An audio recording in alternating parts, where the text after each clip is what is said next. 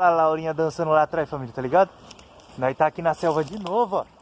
E é sempre assim, família. Eu fico aqui um pouco com ela fica dançando lá atrás, tá ligado? E é assim, mano. Laura gosta de dançar, família. Olha lá, ela tá dançando lá, família, ó. Ela gosta de dançar.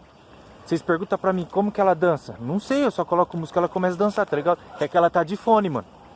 Ela tá de foninho, ouvindo uma música. Mas aí, eu tô na selva aqui sozinho, ó. E eu trouxe a Laurinha pra bailar aqui na selva, na floresta. Eu achei ela aqui, tá ligado? Bem aqui nesse local, gostei dela, mano. E levei embora.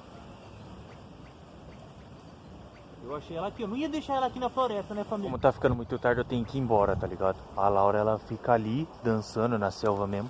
Daí no outro dia eu venho buscar ela. A Laura gosta de dançar, tá ligado, família? Mas de noite as coisas é sinistra aqui, a Laura falou. De noite eu não posso ficar só ela. Então é isso.